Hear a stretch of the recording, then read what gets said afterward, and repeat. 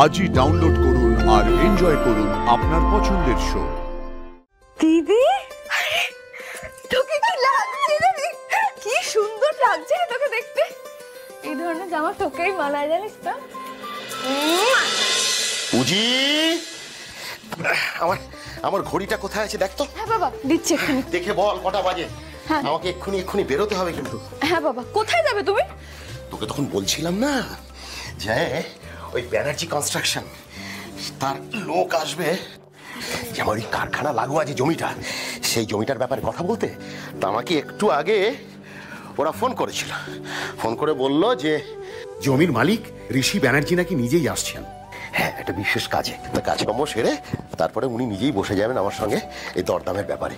তো ভালোই হলো। আমার কি মনে হয় বলতো মা, আমার মনে হয় মালিক নিজেই যখন বসবেন না, তাহলে দাম বোধহয় ভালোই পাওয়া যাবে। ঘড়িটা দে, ঘড়িটা দে, দে দে দে। কিন্তু বাবা, তুমি এই কোচকানো জামাটা পরে যাবে কেন, কি হয়েছে? আমি আবার কবে সাজগোজ করলাম? বাবা, সাজগোজের ব্যাপার না, ফিটফাট হয়ে তবে তো থাকবে। দাঁড়াও, তুমি জামাটা খোলো তো। ওই জামাটা খোলো, খোলো খোলো, শিগগির খোলো। এই জামাটা পরবে তুমি, খোলো। এই যে নে নে নে নে নে নে নে। দেখি, একটা কথা মনে রেখো বাবা, ওরা যদি ব্যানার্জি গ্রুপ অফ কোম্পানির মালিক হয়ে থাকে, তাহলে তুমিও কিন্তু এই জমির মালিক, বুঝেছো?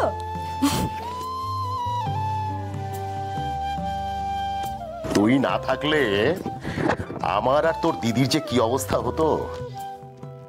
আচ্ছা শোন, বিয়েতে যা খরচাপাতি হবে হবে, তারপরে আমি তোর নামে 1,15,00,000 টাকার একটা ফিক্সড ডিপোজিট করে দেবো।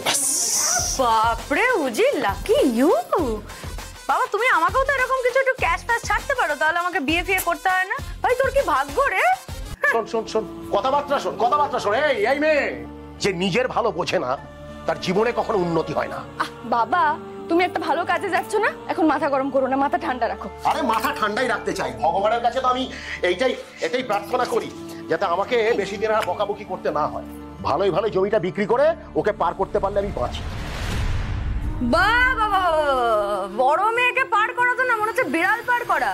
একদম বস্তা বন্দি করে ছুঁড়ে ফেলে দেবে, তাহলেই শান্তি, তাই না? বাবা, আমি তোমাকে স্ট্রেট বলে দিচ্ছি, আমি কিন্তু জোর করে কিছু করার মেয়ে নই। আমাকে দিয়ে জোর করে কিছু করাতে পারবে না, আমি বলে দিলাম। লাগে না একবারে।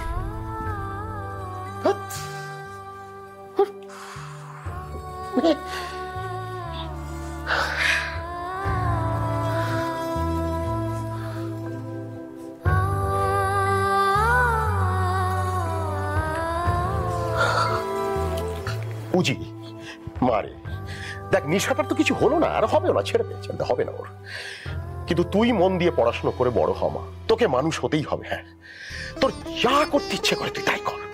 তুই যদি পড়াশোনা করে বড় হতে পারিস, তাহলে লোকে আমাকে সম্মান করবে। লোকে বলবে যে হরিপ্রসাদের ছোট মেয়েটা অন্তত মানুষ হয়েছে।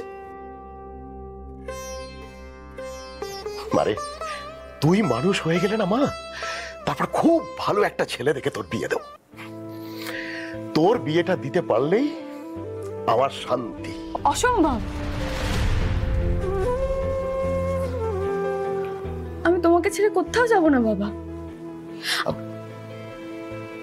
আমি কিচ্ছু শুনতে চাই না। আমার বিয়ে নিয়ে এখন কোনো আলোচনা হবে না, ব্যাস। বাবা, এখন দিদির বিয়ে হচ্ছে, সেটাই ভালো করে হোক না গো। তাতে যদি দিদিটার একটু শান্তি হয়।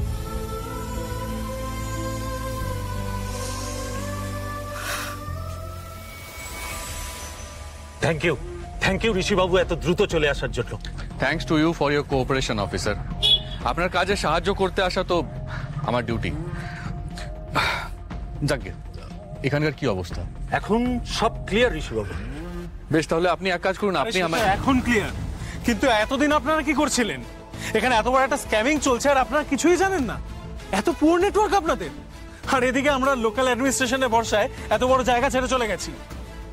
দেখুন, এই কারখানাটা এত বছর ধরে পড়ে আছে, আর জায়গাটা আপনাদের, আর বিশেষ লোকজনও এদিকে যাওয়া আসা করে না বলেই জানতাম, আর তাই আমরা কোনো গুরুত্ব দিই। কিছু মনে করবেন না অফিসার, পুলিশ যদি এখন লোকের কথাই চলে তাহলে মিশো ছাড়ুন না, এখন এইসব কথায় সময় নষ্ট করে লাভ নেই।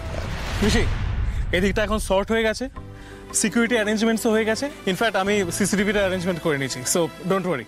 এত বছর ফেলে রেখে শিক্ষা পেলাম এইভাবে কাজ করলে চলবে না। অফিসার, আমরা খুব শীঘ্রই এই ফ্যাক্টরিটাকে মডেল সিটিতে কনভার্ট করতে চলেছি। বাহ, তাহলে তো ভালোই হলো। অ্যান্টি সোশ্যালে এই এলাকাটা পুরো ভরে গেছে। বুঝলেন তো, ভদ্রলোকেরা বাস করবে, তবে না এরিয়াটা দূষণমুক্ত হবে।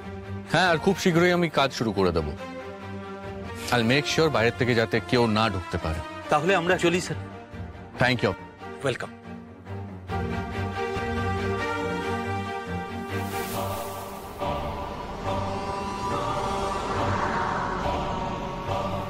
শঙ্করা, তোমার কাছে ফ্যাক্টরির ম্যাপ আছে না? তাই তো, হ্যাঁ, বের করো। চল।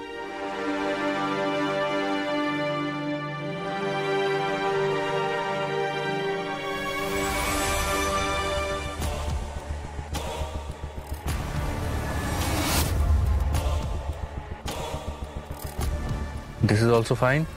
Fine. এই জমিটা কার? ওটা হরিপ্রসাদ বলে একজনের। ওনাকে ডেকে পাঠান, আমি কথা বলবো।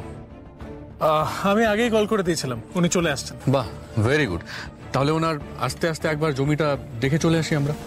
হ্যাঁ, শিওর। আসুন।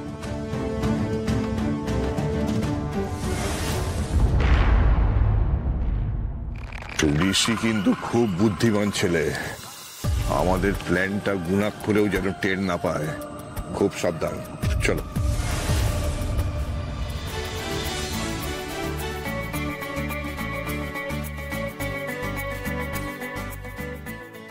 রাধা মাধবের কৃপায় জমিটার একটা বন্দোবস্ত করতে পারলে, যদি ঠিকঠাক একটু দরদাম পেয়ে যাই, ব্যাস নিশাটারও বিয়ে দিয়ে দেবো।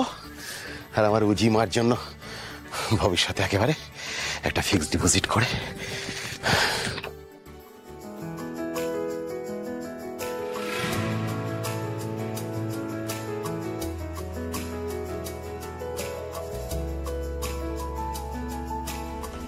তুই মানুষ হয়ে গেলে না মা, তারপর খুব ভালো একটা ছেলে দেখে তোর বিয়ে দেবো।